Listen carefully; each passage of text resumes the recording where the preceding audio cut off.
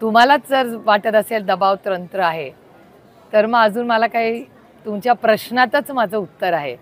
आणि मला गंमत भारतीय जनता पक्ष यांची एवढ्यासाठीच वाटते की मागच्याच आठवड्यात त्यांनी एक व्हाईट पेपर पार्लमेंटमध्ये त्यांनी तो दिला होता सगळ्या देशाला आणि त्याच्यातच आदर्श स्कॅम हे मोठं स्कॅम आहे असं त्यांचेच खासदार आणि मंत्री बोलले होते।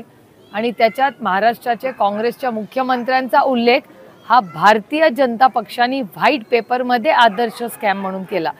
त्याच्यामुळे नक्की तो कुणाला उद्देशून होता आहे मला माहिती नाही, पण ही त्यांची स्टाईल झालेली आहे की आरोप करायचे, खोटे किंवा खरे मला माहिती नाही, आणि खोटे आरोप खरे आरोप जे काय आरोप करायचे मग आईस इन्कम टॅक्स CBI आणि ED त्या माणसाच्या मागे लावायची आणि त्यानंतर त्याचा प्रवेश घ्यायचा। त्याच्यामुळे मला असं विचाराल तर भ्रष्टाचार मुक्त भारत, काँग्रेस मुक्त भारत या सगळ्या काही घोषणा भारतीय जनता पक्षाने केल्या आहेत, त्याचं उत्तर हे भारतीय जनता पक्षाने केलं आहे। सगळं सर्वसामान्य मायबाप जनतेची फसवणूक भारतीय जनता पक्ष करते आणि दुर्दैव आहे की महाराष्ट्राचं राजकारण इतकं गलिच्छ झालेलं आहे।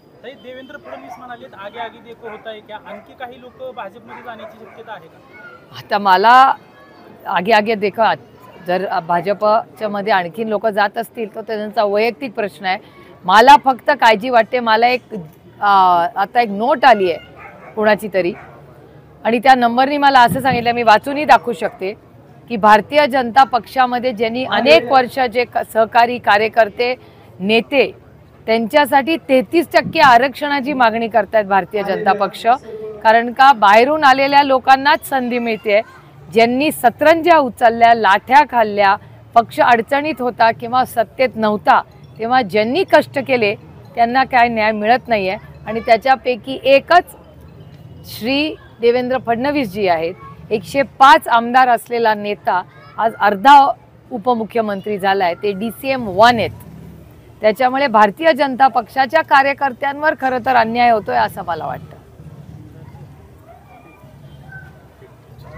अशोक चव्हाणांमुळे राज्यसभेची गणित महाविकास आघाडीची बिघडतील का? कशी? कारण आणखी 15 आमदार जे आहेत ते त्यांच्यासोबत जाणार आहेत। तरी गेले तरी काय होतं, आमचा मॅजिक नंबर राहतो।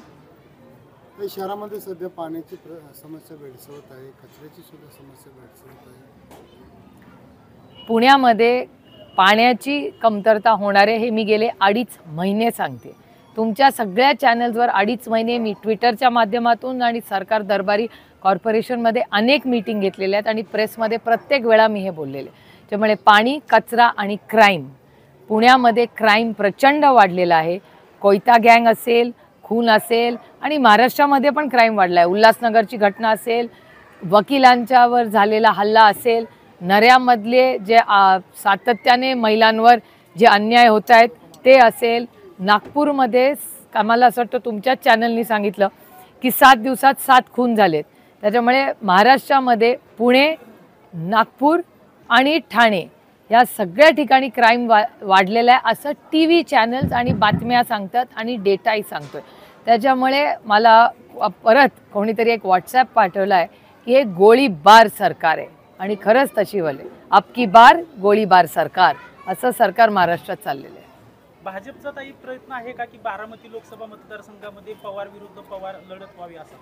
याचं उत्तर माझ्याकडे नाही आहे, ह्याचं उत्तर तुम्हाला त्यांना विचारावं लागेल। कारण आमची जी महाआघाडी आहे त्या महाआघाडीकडे बारामतीसाठी मी तिकीट मागितलेलं आहे। गेले 15 वर्ष बारामती लोकसभा मतदारसंघातल्या लोकांनी एक विश्वासाच्या नात्याने जी संधी मला दिली, मला निवडून पाठवलं, त्याबद्दल मी त्यांचे मनपूर्वक आभार मानते।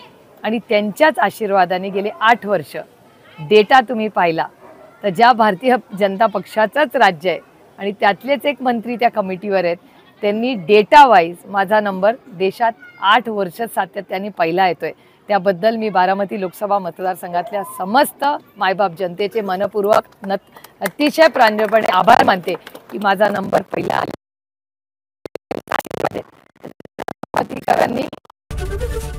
एबीपी माझा, उघडा डोळे बघा नीट।